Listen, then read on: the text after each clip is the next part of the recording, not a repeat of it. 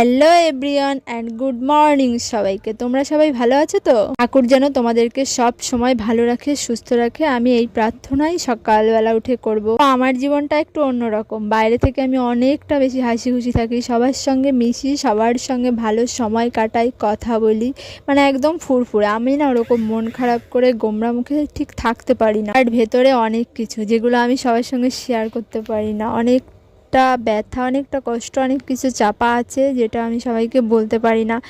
তাই ভাবলাম তোমাদের সঙ্গে কিছু কিছু শেয়ার করব। সব একবারে বলা ঠিক হবে না, তোমাদেরও খারাপ লাগবে, আর তোমাদের খারাপ লাগবে এমন কিছু আমি করতে কখনোই চাই না। আমার সকালবেলা প্রতিদিন এক ডিউটি থাকে। সকালবেলা ঘুম থেকে উঠে হাত মুখ ধুয়ে আমি ওষুধ খেয়ে নিই। আমি হলাম রুগী মানুষ, আমার টানা মানে পুরো বছরটাই আমার ওষুধ চলে। আর দেখতে দেখতে তো পুজো চলেই এলো। আর পুজো পুজো পুজো মানেই ওয়েদারটা একটু চেঞ্জ হবে, হালকা ঠান্ডা পড়বে, শুষ্ক শুষ্ক ভাব হবে। আর আমারও তেমনই স্কিন টান শুরু হয়ে গেছে, তাই আমি সকালবেলা একটুখানি ওই সিরাম ইউজ করি। ঘুম থেকে উঠে দেখি মার তো চা করা হয়ে গেছে আর রান্না বান্নাও শুরু করে দিয়েছে। আর আমার না এই সকালবেলা ঘুম থেকে উঠতে অনেকটা কষ্ট, মানে ভালো লাগে না, কেমন একটা লাগে। মনে হয় যে আর কিছুটা সময় শুয়ে থাকতে পারলেই ভালো হতো।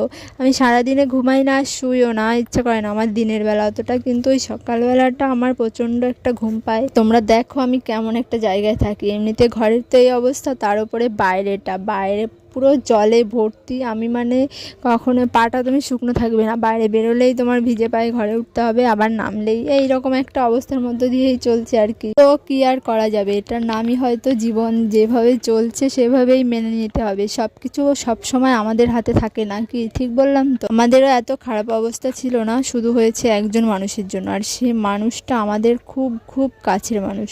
তোমাদের সবাইকে একটা কথা বলে রাখি, তোমরা আর যাই করো কখনোই কাছের মানুষকে চোখ বুজে অন্ধের মতো বিশ্বাস করো না, তাহলেই ঠকবে। আমরাও যেমনটা ঠকেছি। আর ওইসব কথা পরে একদিন হবে। আমি আমার পড়াতে আসি যে বাড়িতে, ওদের বাড়িতে চলে এসেছি আর জলকাদা পেরিয়ে এসেছি, তাই ভাবলাম একটু পাটা ধুয়ে নিই।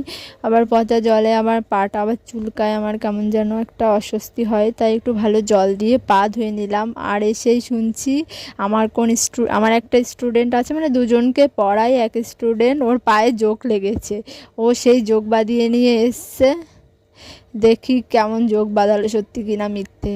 সত্যি দেখছি এই মেঝেতে ওই কাকাটা সেই জোকটাকে দেখো ইয়ে করছে। আমি বললাম যে একটু নুন দাও, ও মরে যাবে। তো আমার সকাল বিকাল এই ডিউটি, সকালবেলা দুজনকে পড়াই আর সন্ধ্যার পরেও থাকে। তো আমার সময়টা এইভাবেই মোটামুটি সকাল আর বিকেলটা কেটে যায়, ভালোই কাটে। দিন বা বাঁচবো বলো? মন খারাপ করে যদি বসে থাকি তাহলে কি আর হয়? খারাপ করে কখনোই থাকা উচিত নয়, কারণ তোমার যেটা ভালো লাগে, তুমি যেটাই খুশি, সবসময় চেষ্টা করবে সেই জিনিসটা করার, দেখবে সবকিছু ভালো লাগবে। তো খারাপ সবকিছু নিয়েই আমাদের জীবন, তাই আমরা ভালোটাকে যেমন উপভোগ করি, খারাপটাকেও আমাদের তেমনভাবেই উপভোগ করা উচিত। আর আমি পড়ানো শুরু করে দিয়েছি আর একটু ভিডিও করছিলাম, আর ওরাও মাঝে মাঝে তাকায়। আজকের ভিডিও এই পর্যন্তই। ভালো লাগলে অবশ্যই চ্যানেলটাকে সাবস্ক্রাইব করে দিও। আজকের মতো টাটা।